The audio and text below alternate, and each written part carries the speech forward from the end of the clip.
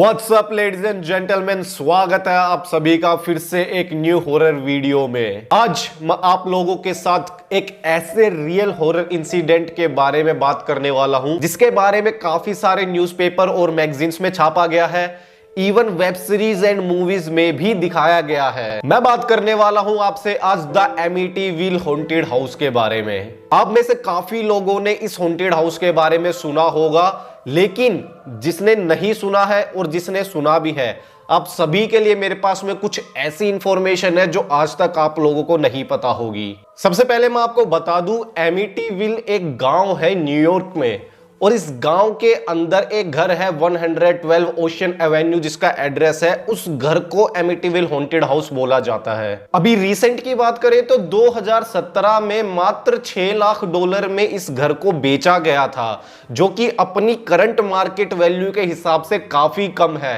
अब आप लोग सोच रहे होंगे कि ऐसा क्यों? ऐसा इसलिए हुआ था क्योंकि 1974 में रोनाल्ड नाम के एक बंदे ने इसी घर में अपने मोम का, डैड का, अपने 2 भाइयों का और अपनी 2 बहनों का बहुत ही बेरहमी से मर्डर कर दिया था, जिसकी वजह से ये घर बहुत ज्यादा बदनाम हो गया। और अब बात करते हैं कि इस घर को हॉन्टेड क्यों बोला जाता है। उसके पीछे कुछ रीजंस है जो मैं आपको अभी बताता हूं। तो जब रोनाल्ड डेफियो ने अपने मोम, डैड, भाई बहनों का मर्डर कर दिया था और उसके बाद में जब कोर्ट में उसके केस के लिए ट्रायल स्टार्ट हुई, तो उसने ये बोला कि ये मर्डर मैंने किसी के दबाव में आके किया है। उससे पूछा गया किसके दबाव में आके किया है, तो उसने बोला मैंने कुछ भूत प्रेतों के दबाव में आके मर्डर किया है। मुझे अपने घर में कुछ आवाजें सुनाई देती थी जो मुझे उकसाती थी, जो मुझे फोर्स करती थी कि मैं अपनी पूरी फैमिली का मर्डर कर दूं। अब भाई कुछ लोगों ने उसकी इस बात को माना, कुछ लोगों ने इस बात को नहीं माना, पर इस घर को और ज्यादा बढ़ावा तब मिल गया जब इसके बाद में यहाँ पे रहने के लिए कपल आए जिनका नाम जॉर्ज और कैथी था। वो अपने 3 बच्चों के साथ यहाँ पे रहने के लिए आए। तो जॉर्ज जो है वो थोड़ा सा ना रिलीजियस टाइप बंदा था, तो उसने ये सोचा कि यार इससे पहले कि हम यहाँ पे मूव इन करें, किसी फादर को बुलाकर यहाँ पे प्रेयर करवाकर इस घर को एकदम पवित्र कर दिया जाए, ताकि किसी भी तरह की जो भी अफवाह है भूत प्रेत की, वो हमारे को नुकसान ना पहुंचा पाए। ऐसा कहा जाता है कि जब फादर उस घर को ब्लेस कर रहे थे, होली वाटर छिड़क रहे थे, तब उन्हें भी काफी सारी पैरानॉर्मल एक्टिविटीज देखने के लिए मिली। उनको ऐसी आवाजें सुनाई दी जो उनको बोल रहे थे गेट आउट, और साथ ही साथ उन्हें अपने फेस पे किसी के थप्पड़ मारने का भी एहसास हुआ। फादर वहां से चले जाते हैं। उसके बाद में जॉर्ज और कैथी अपने बच्चों के साथ में वहां पे रहना शुरू कर देते हैं, जिसके बाद में उनके साथ में बहुत सी भयानक भयानक घटनाएं होने लगी। जॉर्ज का कहना यह था कि उस घर में वो डेली 3:15 पर सुबह उठ जाते थे ऑटोमेटिकली, और उनकी नींद ऐसी नहीं कि कच्ची पक्की नींद में उठे, एकदम फ्रेश फील करते थे वो उस टाइम पर, और फिर वो इधर उधर घूमना शुरू कर देते थे घर पे। और फिर बाद में उन्हें जाके पता लगा कि ये एग्जैक्ट वो टाइम है जिस टाइम पर रोनाल्ड डेफियो ने अपनी पूरी फैमिली का मर्डर कर दिया था। इसके अलावा जो उनकी वाइफ थी, उन्होंने भी काफी बार ये बताया कि मुझे रात को ऐसे सपने आते हैं जिसमें उन्हें वो सब दिखाई देते हैं जो उस घर में मारे गए थे, और उन्हें सपने में सब कुछ दिखता है कि रोनाल्ड डेफियो ने अपनी फैमिली के किस मेंबर को किस रूम में मारा था। और इस तरीके की वारदात काफी ज्यादा होने लग रही थी उस घर में जब से ये न्यू कपल वहां पे शिफ्ट हुए थे। इसके अलावा बात करें तो दरवाजों का अपने आप खुलना बंद होना, दरवाजों पे किसी की फिंगरप्रिंट का आना, ऐसी छोटी छोटी बहुत सारी पैरानॉर्मल एक्टिविटीज उन्हें फेस करने के लिए मिली, जिसके बाद से उन्होंने भी इस घर को छोड़ दिया। तो ये है एमिटीविल हॉन्टेड हाउस की स्टोरी। आप लोगों को क्या लगता है, क्या ये सारी बातें सच है? बहुत से लोग इन बातों को सच मानेंगे, बहुत से लोग इन बातों को झूठ मानेंगे, लेकिन मैंने इसके ऊपर थोड़ी सी रिसर्च करी, जिसके बाद में कुछ फैक्चुअल चीजें मुझे पता चली जो मैं आप लोगों के साथ शेयर करना चाहूंगा। उसके बाद में मेरे ख्याल से अंदाजा लगाना थोड़ा सा आसान हो जाएगा कि ये सारी घटनाएं सच्ची है कि झूठी है। फैक्चुअल चीज ये है कि जो रोनाल्ड डेफियो नाम का बंदा था जिसने अपनी पूरी फैमिली का मर्डर कर दिया था, उसका जब ट्रायल स्टार्ट हुआ था और उसने इस तरीके से बोला था कि मेरे को आवाजें सुनाई देती है जो मुझे फोर्स करती है मर्डर करने के लिए, इसलिए मैंने मर्डर किया उनका।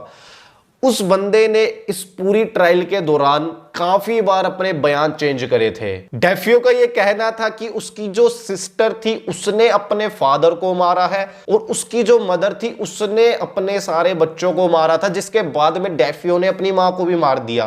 तो इस तरीके से डेफियो ने काफी बार अपने बयान में चेंजेस करे थे और जो उसका लॉयर था वो उसको एज ए इंसैनिटी प्रूफ करके, एज ए पागल प्रूफ करके उसको सजा से बचाना चाहता था।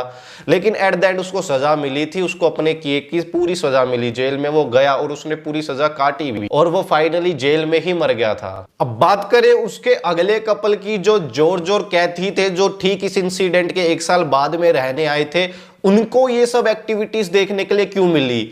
तो देखो, कहीं ना कहीं उनका भी ये झूठ ही था जो उनकी बहुत सारी बातों से पकड़ा गया था। अपने मुंह से कभी भी उन्होंने ये चीज को कबूला नहीं कि हाँ हम झूठ बोल रहे हैं, लेकिन जानकारों का ये कहना है कि उनको एक चीज का लालच था कि उनको वेब सीरीज में, मूवीज में, इंटरव्यूज वगैरह में बुलाया जाए, जिससे उनको पॉपुलैरिटी मिले, पैसे मिले।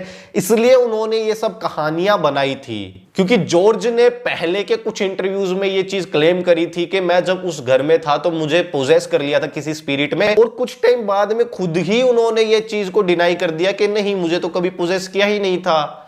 वहीं जॉर्ज ने ये बोला था कि मैंने फलाना फलाना फादर को लाके अपने इस घर को ब्लेस करवाया था, और उन फादर ने खुद ही रिजेक्ट कर दिया कि नहीं, मैं तो उस घर में कभी गया ही नहीं। उसके अलावा जॉर्ज का ये कहना था कि ये घर जो है एक ग्रेवयार्ड के ऊपर बनाया गया था, जिसकी वजह से ये सारे इंसिडेंट हुए हैं। जबकि जो नेबर्स वहां पर काफी सालों से, पीढ़ियों से रहते हुए आ रहे थे, उन्होंने ये बोला कि यहाँ पे आज तक कभी ग्रेवयार्ड बना ही नहीं। उसके अलावा जो जॉर्ज और कैथी थे वो वहां से जब गए थे तो वो अपना प्रॉपर सारा का सारा सामान वहां से लेकर गए थे। जो मूवर्स और पैकर्स की टीम होती है, उन्होंने प्रॉपरली उनके सामान को पैक किया और वहां से लेकर गए। और उन पैकर्स की टीम का जब इंटरव्यू हुआ तो उन्होंने भी ये बोला कि हमें तो ऐसी कोई पैरानॉर्मल एक्टिविटी देखने के लिए मिली नहीं। प्लस इन सब चीजों को लेकर जॉर्ज और कैथी पे भी कुछ केसेस चल पड़े थे, जिसके बाद में काफी टाइम तक वो केसेस चले और एट द एंड जो जॉर्ज और कैथी का लॉयर था उसने पब्लिकली ये चीज एडमिट करी थी कि ये सब कहानियां बनाई है जॉर्ज और कैथी ने, ऐसा कुछ कभी हुआ ही नहीं है। तो इन सब चीजों को अगर हम मिला जुला कर देखें तो ये माना जा सकता है कि जो रोनाल्ड डेफियो था उसने सजा से बचने के लिए इस तरीके का झूठ बोला। जॉर्ज और कैथी की जहां तक बात करी जाए तो वो डेफिनेटली इस चीज के लालच में थी कि इस घर को हॉन्टेड बताकर, खुद के एक्सपीरियंसेस के बारे में बताकर कहीं ना कहीं हम नेम और फेम कमा लेंगे। तो एट द एंड इन सब चीजों की रियलिटी पता होने के बाद में आप क्या सोचते हो, ये डिपेंड करता है। मूवीज, वेब सीरीज, न्यूज़पेपर, इनको तो अपना काम चलाना है, तो इनको नमक मिर्च डाल के चीजों को बताना ही पड़ेगा।